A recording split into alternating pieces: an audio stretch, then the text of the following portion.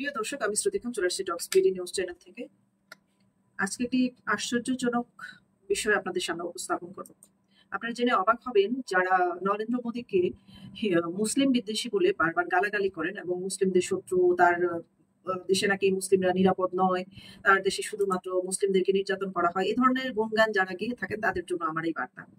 আজকে একটি মর্মান্তিক দুর্ঘটনা যেরকম জম্মু কাশ্মীরে ঘটেছে, হিন্দুদেরকে বেছে বেছে 26 জনের উপরে হিন্দু পর্যটক, বেশিরভাগ পুরুষ পর্যটকদেরকে হত্যা করা হয়েছে এবং স্ত্রীরা যারা কান্নায় জর্জরিত, তাদেরকে বলা হয়েছে যাও গিয়ে নরেন্দ্র মোদীকে গিয়ে এই বার্তা দাও যে এখানে আমরা পাকিস্তানি সন্ত্রাসীরা তোমাদের স্বামীদেরকে হত্যা করেছি, ভারতীয় হিন্দুদেরকে হত্যা করেছি, এরকম বার্তা দিয়েছেন। আর পাশাপাশি বর্তমান সময়ে নরেন্দ্র মোদী কোথায় আছে? নরেন্দ্র মোদী এই মুহূর্তে কিন্তু ভারতে নেই, তিনি সৌদিতে জেদ্দা শহরে অবস্থান করছেন, যেখানে 2 দিনের সফরের তিনি জেদ্দায় পৌঁছেছেন ভারতের প্রধানমন্ত্রী নরেন্দ্র মোদী। এই সফরের মাধ্যমে 43 বছর পর প্রথম কোনো ভারতীয় প্রধানমন্ত্রী জেদ্দায় সফর করলেন এবং আগে 1982 সালে জেদ্দায় সফর করেছিলেন তৎকালীন প্রধানমন্ত্রী ইন্দিরা গান্ধী। কেন সেখানে তিনি 2 দিনের সফরে গিয়েছেন এবং কি এমন কাজ হিন্দু মানুষের মুসলিম দেশে, আসলে সেটা জেনে নেই। যারা নাকি তা মানে শুধুমাত্র তাকে মুসলিম বিদ্বেষী বলে বলে ধিক্কার দিয়ে, অথচ তিনি সেখানে যে কাজটিতে গিয়েছেন, যে পুণ্যের কাজ করতে গিয়েছেন, সেটা হচ্ছে যে জেদ্দায় দীর্ঘদিন ধরে উমরা হজের জন্য আগত মুসলিমদের জন্য বন্দর হিসেবে কাজ করে আসছে। ইসলামের 2টি পবিত্রতম শহর মক্কা মদিনার যে প্রবেশদ্বার হিসেবে গুরুত্বপূর্ণ, সেটা জেদ্দা হেজাজ অঞ্চলে লোহিত সাগরের উপকূলে অবস্থিত দেশটির বাণিজ্যিক কেন্দ্র। এটি রিয়াদের পরে সৌদি আরবের 2য় বৃহত্তম শহর।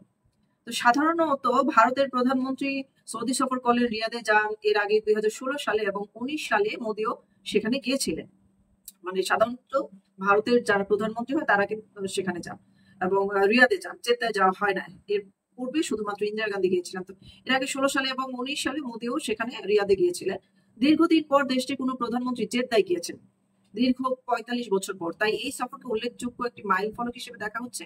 প্রধানমন্ত্রী নরেন্দ্র মোদী এমন একটা সময় সৌদি আরব গেলেন যখন ভারতে ওয়াকফ আইনের বিরুদ্ধে মুসলিম পার্সোনাল ল বোর্ড AIMPLB দেশ জুড়ে বিক্ষোভ শুরু করেছে।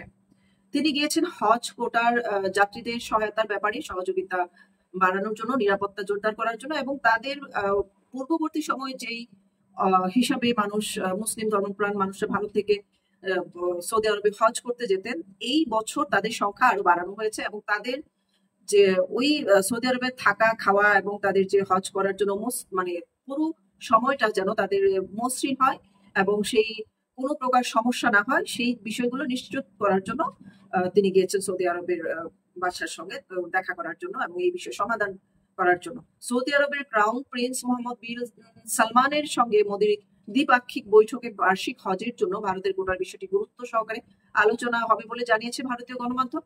নরেন্দ্র মোদীর লক্ষ্য ভারতীয় হজযাত্রীদের জন্য মসৃণ সমন্বয় এবং বর্ধিত সমন্বয় নিশ্চিত করা, মানে আরো যারা বাড়বে তাদের সমন্বয় নিশ্চিত করা। জানা গেছে 2014 সালে ভারতীয়দের জন্য হজের কোটা ছিল 1,36,020 জন, যা 25 সালে বেড়ে 1,75,025 জনে উন্নীত হয়েছে। তবে এই পর্যন্ত 1,22,518 জন হজযাত্রী হজে যাবেন বলে নিশ্চিত হয়েছে, কিন্তু বিভিন্ন জটিলতার কারণে বাকি প্রায় 42,000 হজযাত্রী মক্কায় যাওয়ার সম্ভাবনা কম।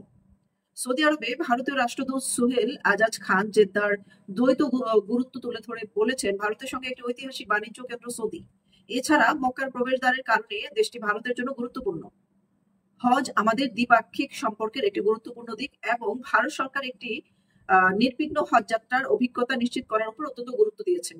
মানে নির্বিঘ্নে যেন ভারতীয় মুসলিমরা হজ পালন করতে পারে, কোনো প্রকার সমস্যা জটিলতা দেখা না দেয়, তাদের অবস্থান বাসস্থান সেখানকার হজ চলাকালীন সময় থেকে শুরু করে শেষ পর্যন্ত যেন তারা মসৃণ একটা স্মুথলি যাত্রা করতে পারে, সুন্দরভাবে হজ পালন করতে পারে এবং হজটা সম্পূর্ণ করে দেশে ফিরে আসতে পারে, সেই বিষয়েই গুরুত্ব দিয়ে তিনি সৌদি আরব গিয়েছেন ক্রাউন প্রিন্স মোহাম্মদ বিন সালমানের সঙ্গে বৈঠক করার জন্য।